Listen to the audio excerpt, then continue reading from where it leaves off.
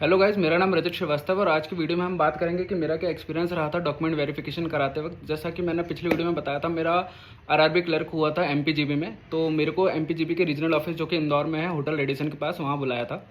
बुलाते ही मेरे को उन्होंने पहले तो वेटिंग हॉल में बिठा दिया था। वेटिंग हॉल से फिर उन्होंने बोला कि आप अंदर ऑडिटोरियम में चले जाइए। वहाँ पर मेरे जैसे और भी स्टूडेंट्स आए थे, अराउंड 40 कुछ स्टूडेंट्स थे हम लोग, जो वहाँ पे उस पर्टिकुलर दिन में अपना डीवी कराने आए थे।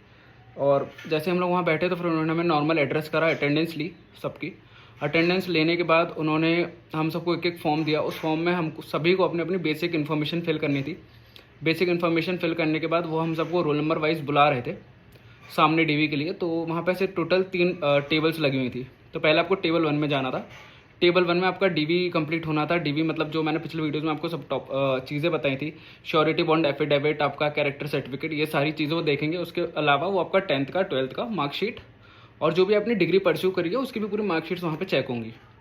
वो कंप्लीट होने के बाद आपको टेबल 2 में भेज देंगे। टेबल 2 में आपका नॉर्मल आधार कार्ड, पैन कार्ड चेक होगा कि आप ही का है या नहीं। और तीसरी टेबल में उसी आधार कार्ड में जो हम बायोमेट्रिक्स करवाते हैं वो चेक होंगे कि आप ही के नाम का वो आधार कार्ड है, आप ही के बायोमेट्रिक्स मैच हो रहे हैं या नहीं हो रहे हैं। ये सब कराने के बाद आपका वहाँ से प्रोसेस कंप्लीट हो गया। जब वो लोग आपको बोल देंगे कि अब आपका हो चुका है तो आपको वापस अपनी जगह पे बैठ जाना। जाके जगह पे बैठने के बाद वो आपको बोलेंगे थोड़ी देर आप लोग वेट करिए जब तक सारे स्टूडेंट्स का कंप्लीट नहीं हो जाता। एक बार जैसे सारे स्टूडेंट्स का कंप्लीट हो जाता है उसके बाद आप सबको जो इन लोगों के 2 हॉस्पिटल से टाई अप रहते हैं और ये दोनों ही हॉस्पिटल्स जो आपका रीजनल ऑफिस जो भी आप ब्रांच है उससे around max to max 1 kilometre के अंडर रहते हैं। जैसे जो मेरे को मिला था वो अराउंड 500 या 600 मीटर कुछ था। तो वहाँ से हम लोग को वहाँ जाना रहता है। और ऐसा था कि 40 स्टूडेंट्स थे, 40 में से 20-20 उन्होंने डिवाइड कर दिए थे 2 हॉस्पिटल के हिसाब से, एक हॉस्पिटल 1 एक हॉस्पिटल 2 करके। तो वहाँ हम गए। हॉस्पिटल भी जाने के बाद ऐसा था कि हम लोग को सबको अपने अपने पर्ची कटानी थी। जो भी मेरी पर्ची कटी थी 1100 रुपये कुछ की, 1100 रुपये की। और फिर उन्होंने मेरे को बेसमेंट में भेज दिया था। वहीं पे मेरे सारे टेस्ट कंप्लीट हुए थे। फॉर एग्जांपल ब्लड टेस्ट हो गया आपका, यूरिन टेस्ट हो गया, ईसीजी हो गया आपका, और एक्सरे हुआ था आपका, चेस्ट का एक्सरे होता है आपका, बीपी, शुगर, ये तो आपका ब्लड टेस्ट में आ गया शुगर वाली चीज़। और आपका ब्लड प्रेशर हो गया, प्लस आपका वेट, और ये सब नॉर्मल चीज़ें। आई स्कैनिंग आपकी होती है, आंखों का चेकअप होता है आपका पूरा। उसके बाद वहाँ से आपको फ्री कर देते हैं। फ्री करने के बाद वो आपको बोलते हैं कि अब आपको एक छोटी सी रसीद दे देंगे। वो उस रसीद में ये लिखा रहता है कि इस बच्चे का हो गया है, जो भी है आपका नाम हो, कि इसने अपना यहाँ से मेडिकल कंप्लीट कर दिया है। आपको रिपोर्ट्स उस दिन नहीं मिलती। रिपोर्ट्स वो हॉस्पिटल और बैंक वाले आपस में समझ लेते हैं, वो डायरेक्ट उनको वहाँ से वहाँ भेजते हैं। तो ये होगा आपका डायरेक्ट वहाँ के वहाँ चला जाएगा। उसके बाद आपको बस बैंक आना है, अपनी चीज़ें लेनी है जो भी आप वहाँ रख के गए थे। अगर आप सोचे कि जैसे आपने अपना बैग वैग कुछ भी जो भी रखा हो वो आप ले लो। बाकी जो ऑफिसर्स रहते हैं वहाँ पे वो बहुत अच्छे से बिहेव करते हैं आपके साथ।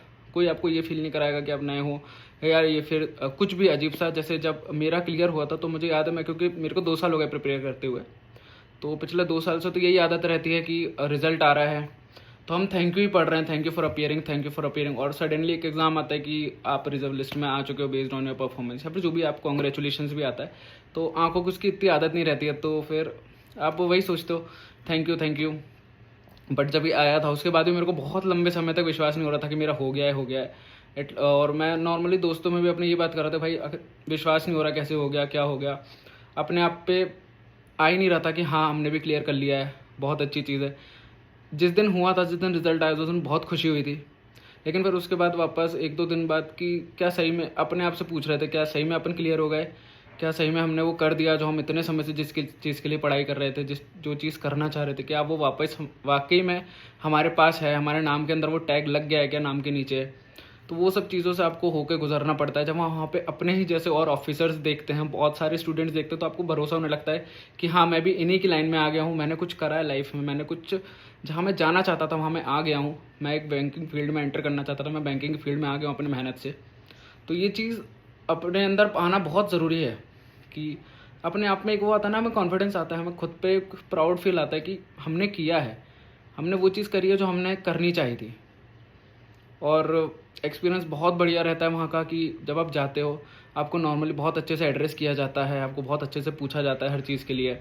और जब मेरे वो स्टार्टिंग वाला फॉर्म भरवाए थे तब उन्होंने मेरे को चाय बिस्किट सभी को ऑफर करते हैं। वो एक ट्रे लेके आते हैं, उस ट्रे में आप सबके लिए एक छोटा पैकेट बिस्किट का रहता है और एक चाय रहती है।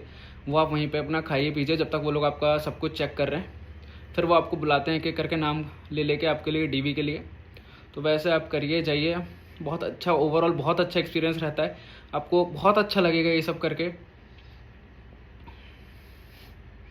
और बस यही है इस वीडियो के लिए, मैं बस इतना ही बताना चाहूँगा कि ये चीज़, इस एक्सपीरियंस के लिए आपको पढ़ना चाहिए। ये बहुत अच्छी चीज़ है जो हमें बहुत अच्छा फील होता है वहाँ पे जाके। इस एक्सपीरियंस के लिए पढ़िए और मेहनत करते रहिए, ज़रूर आप लोग कभी एक ना एक दिन ज़रूर निकलेगा। Thank you guys.